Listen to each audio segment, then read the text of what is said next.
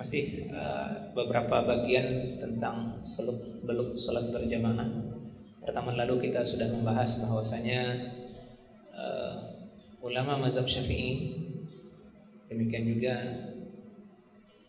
penghimpun kitab fikih 4 mazhab menegaskan bahwasanya penelitian perjalanan ibadah umat ini menuntut kita meniru shaf jamaah itu sama antara jarak imam dengan shaf pertama, demikian juga antara shaf pertama dengan shaf kedua dan berikutnya ke belakang, dan itu diukur dengan jarak rata-rata 3 zirah atau 3 hasta. Satu hasta dihitung 50 cm, sehingga itu diukur lebih kurang 150 cm atau 1,5 meter. Ini sudah kita bahas di pertemuan terdahulu. Pertemuan ini kita ingin membahas peristiwa yang baru saya alami, karena secara bahasan memang ini bahasan kita dan terkait juga dengan yang saya alami barusan, yaitu bolehnya orang keluar dari sholat berjamaah karena uzur. Dan keluar ini satu bagiannya sudah kita bahas, sisanya di pertemuan ini. Keluar dari jamaah itu ada 2. Satu, dia memang keluar dari sholat. Yang kedua, hanya keluar dari jamaah tapi meneruskan sholatnya secara sendirian. Nah, pertemuan ini kita membahas bagian memang keluar dari sholat, artinya dia tidak lagi meneruskan sholatnya. Kalaupun nanti dia melanjutkan sholat, itu dihitung dengan kembali dari awal. Jadi kalau ada jamaah yang perhatikan saya di ujung tadi, kesannya itu sholat zuhur 5 rakaat. Karena memang dalam pembahasan fikih sholat sama dengan pembahasan puasa, cuma di puasa ada perbedaan pendapat, bahwasanya orang yang berniat keluar dari sholat maka dia sudah tidak lagi sah sholatnya. Nah, saya tadi mengalami itu. Saya tidak tahu, rasanya HP saya sudah benar-benar silent. Bahkan saya buat mode pesawat, saya dengar dering handphone sangat dekat dengan saya, mungkin di belakang atau memang HP saya, sehingga bagi saya itu mengganggu. Saya keluar dari sholat jamaah, membatalkan sholat, buka handphone, memastikan ini tidak lagi berbunyi.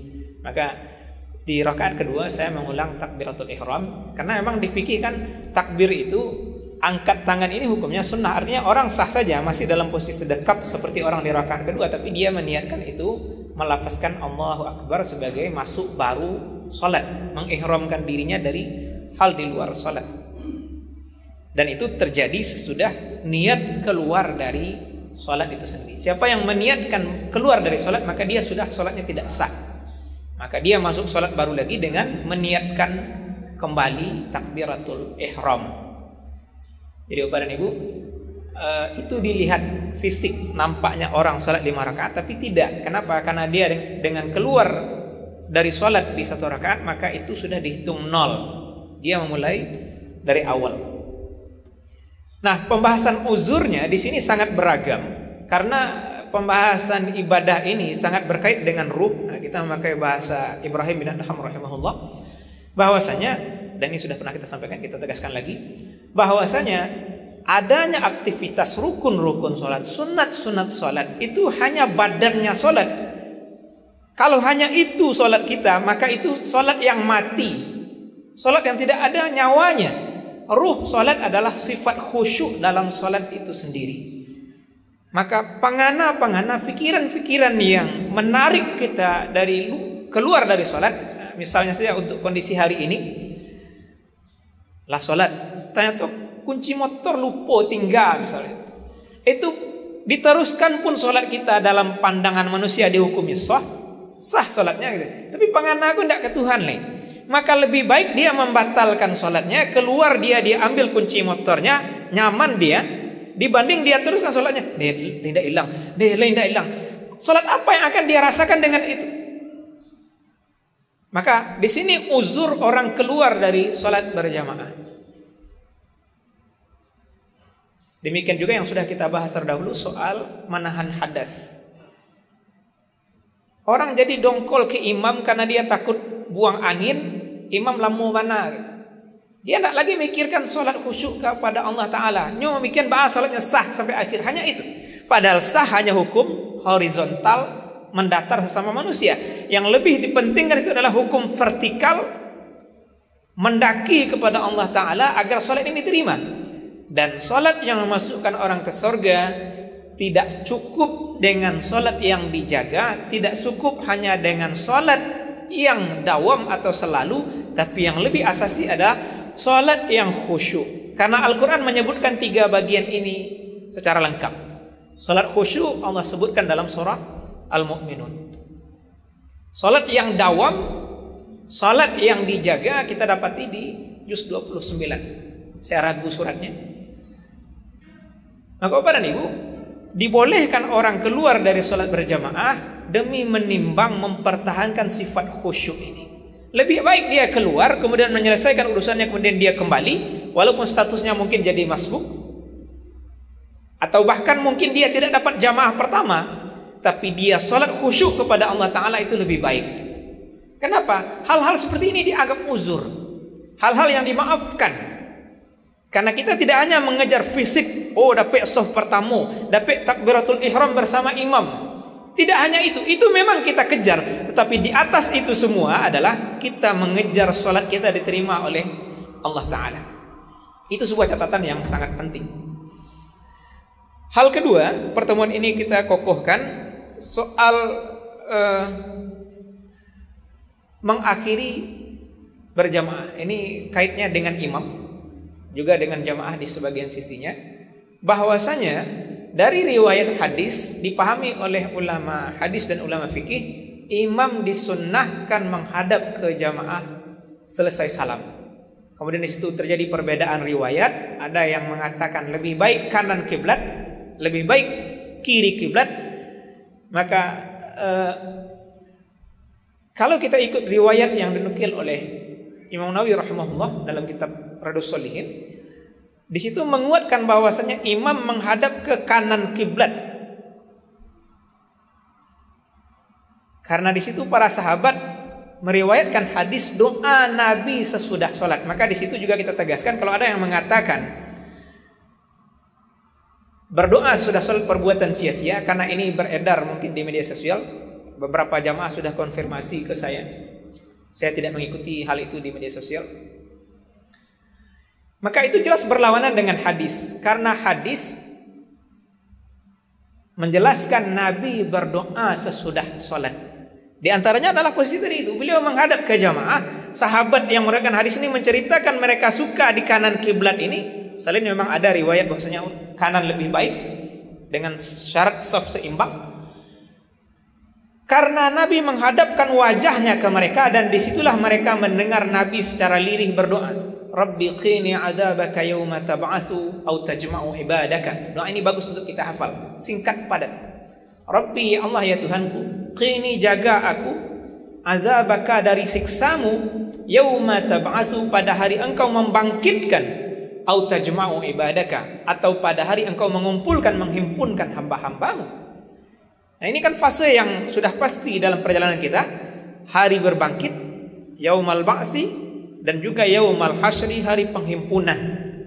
Kalau Allah jaga dari siksa di dua keadaan ini, maka itu adalah orang yang selamat. Karena siksa padang mahsyar sudah sama kita ketahui dari hadis, Allah buat matahari hanya 1 mil di atas kepala.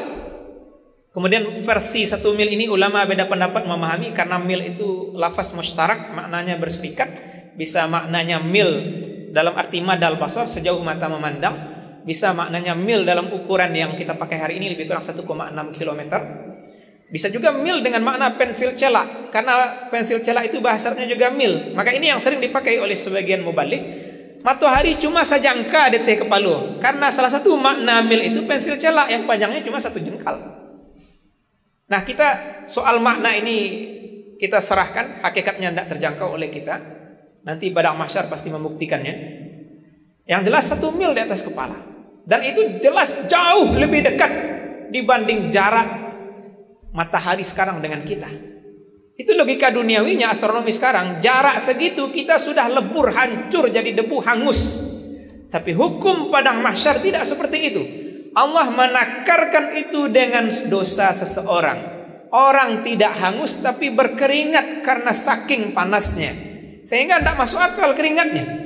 Berapalah jumlah air dalam tubuh kita, tapi di situ keringat sesuai dengan kadar dosa. Di riwayat hadis ada yang sampai semata kaki, setengah betis, selutut, sepinggang, bahkan ada yang sampai ke leher keringatnya. Nah, yang Allah selamatkan siapa? Orang yang Allah beri naungan. Dan di riwayat lain kita dapat Nabi SAW mengabarkan ada 7 jenis amal, 7 golongan orang yang diberi naungan oleh Allah di padang mahsyar itu. Salah satu adalah upaya salat berjamaah. Rajulun qalbuhu mu'allaqun bil masajid. Orang, bahasa tekstual hadis, laki-laki yang hatinya nyangkut di masjid, sehingga di mana masjid mengumandangkan azan dia datang. Itu Allah naungi di padang mahsyar. Maka doa ini mengandung makna itu. Rabbi qini azabaka yauma tab'asu au tajma'u ibadaka. Ya Allah, ya Tuhanku, jaga aku dari siksamu pada hari engkau membangkitkan atau engkau menghimpunkan hamba-hambamu. Doa ini diriwayatkan oleh sahabat Nabi menghadap ke jamaah selesai salam. Maka di bagian ini juga riwayat bahwasanya sebaiknya, ini mengikut pemahaman Imam Abu Hanifah rahimahullah, sebaiknya jamaah tidak lagi bertahan di safnya selesai salam. Memang mereka bergerak, dan itu sudah umum kita lakukan. Jadi yang ada di saf 3 mundur ke saf keempat, yang 3 mundur ke 4, kemudian 2 ke 3, 1 pencar. Nah, walaupun memang di riwayat subuh dan asar kita mendapati riwayat lain bahwasanya Nabi SAW beliau bertahan di posisi beliau sholat karena berzikir di 2 waktu utama ini. Maka berarti kalau untuk kita sesudah subuh dan asar, kalau mau terus berzikir, memang sebaiknya bertahan di tempat duduk di mana kita sholat. Adapun di luar 2 waktu ini, sebaiknya memecah jamaah, sehingga dengan itu bisa diukur jamaah selesai atau belum. Bahkan ada bahasa yang lebih pahit gitu. Kalau ada imam tetap membelakangi jamaah selesai salam gitu, itu dipahami perbuatan bid'ah. Karena Nabi melakukan hal yang berlawanan dengan itu. Sunnah adalah menghadap ke jamaah selesai salam. Nah, maka mungkin Bapak dan Ibu jamaah semua, kalau ada mendapati imam di masjid atau mushola kita melakukan itu, silahkan sampaikan secara baik-baik. Silahkan share berbagi informasi.